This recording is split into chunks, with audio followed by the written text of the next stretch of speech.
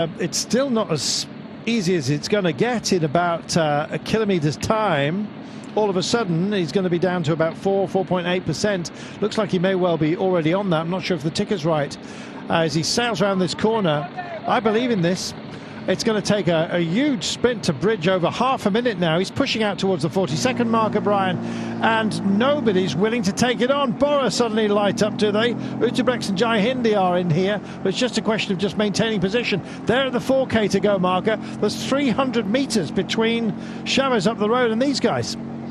Yeah, they can't afford to hang around, and you know they're making the calculations at that. They're waiting for Jack Haig to do, you know, the last turn that he can do, 3.634. It's still doable for riders in this group behind, but I just think they're looking at each other and just kind of waiting, because it does get very difficult. The last kilometre is 11% up at this altitude. That's going to hurt. You can bring back 30 seconds even in the last kilometre if you've got the legs.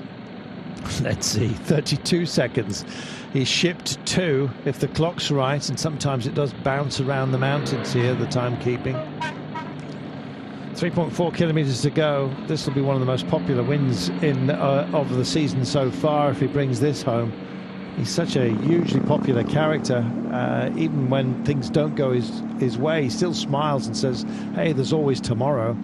Well, today might be the day. Remco Evenepoel chomping at the bit here.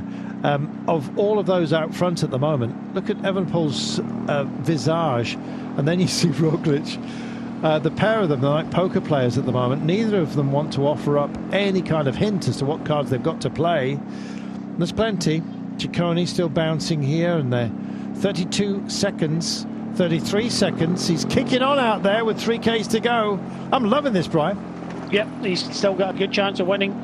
Went at the right time, and you know, I think EF Education putting him on in the breakaway. Chavez, a reminder, started the day at 10 seconds, so virtual lead of this race by 13 seconds. It still looks cool, calm, still smiling or grimacing because he is a smiler. But this guy isn't smiling because he's done a huge job for Bahrain Victorious today's Jack Haig. Let's see what Landa can do, because surely Landa, putting his team on the front, has to try and do something. He has to. I'm not sure he's got what it takes. He looked very pale, real pallor about him, I'm afraid. And now it's the demands of Soudal Quick-Step. This is where it has to pay. And Remco Evenepoel is about to go, but who's going to be able to follow him? That's the question. You can see he's actually tied up here in knots, really, possibly of nerves, but he's such a cool player at moments such as this. Roglic is in fourth wheel, just on the back wheel of Ciccone, and still not tempted to go for it. 31 seconds, 2.6 kilometres from home. There is this kicker towards the end. I must admit my graph doesn't show it. Peaked down to 5.8 at the very last kilometre, but we are got some ramps of 8% as an average for 2Ks from home. So I think we do pitch up to around about the 11 within it, but possibly just a short distance. It was on the steeper sections that this man thrived. The question is, Brian, can he tempo it home?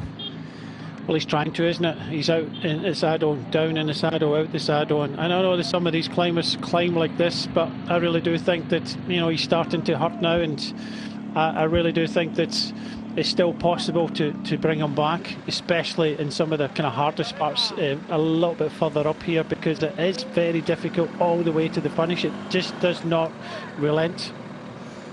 Well, Ben O'Connor out of the back door, leaving Geoffrey Bouchard as part of this collective right now. 2.2 kilometres from home. As still a little bit of pace, still nothing offered up by Evenepoel or Roglic, who are wheels 2 and 4 here. Well, 2.6 is what you call when you're playing a tug of war, and this man here, oh my life, that is rack full of pain. That's a proper grimace from this man. He's ceded only 10 seconds in the last kilometre and a half, and here we go. Had to be. It's payback time for the rest of the team, and Landa decides to just light up and try and deliver something. This is almost, I'm not quite sure how effective this is going to be. Let's wait and see. It would be wonderful if it works for him, But this is what his team have worked so hard for, but he just can't shake anyone, and it's Evenepoel that decides to go with it. Ciccone likewise, and Roglic, and that's a proper quartet we've got just rolling off the front. And indeed in full attack mode right now as Rigoberto Urán just starts to weave a little bit. They've caught Landa. I think that was the best roll of the dice he possibly had. And now it's Remco Evenepoel that's on the front. He's got to play this carefully because Roglic is at the back of this line. He does not want to lead him home. The gap's down to 16 seconds as just starting to tie up potentially out front is Esteban Chaves at the moment. Chaves still has a margin, but that change of pace instigated by Landa has really almost eaten into the gap. UAE still working hard here, still not quite sure as to whom for. It's not going to be Almeida, I'm afraid. Too much effort to get back in unless he can really hold on and then sprint it home at the end. He's a never say die character. And here comes Roglic. Cue the Jaws music. He's out of the saddle. And he's just getting onto the back of this quartet there, leaving behind that next group, which is tailed off by Adam Yates. 13 seconds, 1,600 metres remaining. Can he get there? I hope so, but it's looking like a forlorn hope with every pedal stroke. But everyone keeps playing their cards, Brian, and then they hold them again, Texas style. It's going to be a long 1,500 metres for Chaves. I'm not too sure he's going to hang on. I didn't think when he even had 30 seconds and Remco gets setting a tempo. I just thinking that when Roglic just kind of tagged on the back there, he let Landa in front of him. He's moved past him now. That I think Roglic is just waiting to pounce. Here's your drive. Come on, Chaves. This is fabulous. Can he hold on? 12 seconds is the margin. They'll be round the headland here, out of sight, not out of mind. And still they go for it. Evenepoel planted, has a look down. I'm not sure whether this is fatigue just finally starting to show.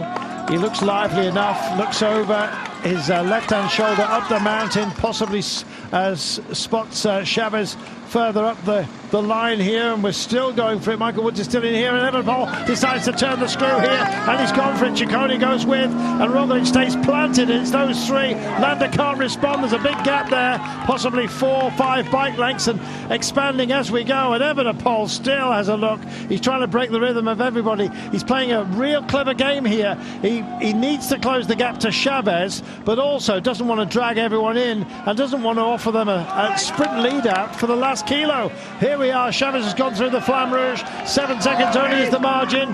Here we are. Heartbreak Hotel perhaps. What's Roglic got? Landa still here. Ciccone likewise. And we still have not seen Chaves. He's still up there. Landa's getting onto the back of this quartet. Evenepoel surely he's going to kick again. Still over 900 metres to go for Chaves. This is absolutely fascinating. Rounds the motorcycle. There it is. Ciccone has a look. Roglic, pale he is suddenly as we come around this one. Landa just grinds himself back on.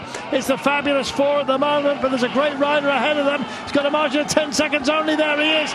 He's into the crowds here and they're screaming him on. They want this to work for him.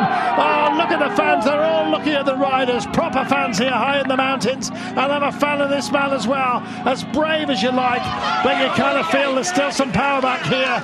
And this is where Evenepoel just looks into that gap and almost magnetically closes it. Fabulous stuff. 7 seconds to go, and Chaves is going to get tagged, I'm afraid, at the very last. All the sixes just flashed by here. It's been a devil of a day for this man. He's out of the saddle. Oh, and here comes Evenepoel. Roglic at the moment, for my money, though, is getting a bit of a free ride here, Brian. Yeah, I don't think anybody's getting a free ride because it's such a hard climb. But Chaves is built back, but just look behind. Adam Yates has managed to come up to this group in front, but I still think that Roglic is saving that little bit for that final surge towards the line. Just hoving in on Marc Soler here. You can see what's shredded.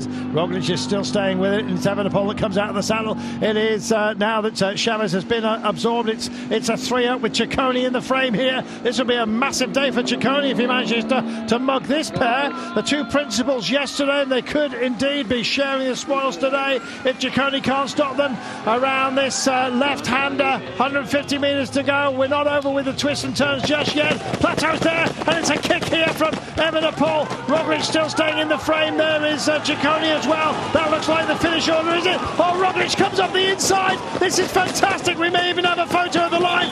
A big response from over the pole. Ciccone's going to mug the them. Oh, at the line, Ciccone just takes it.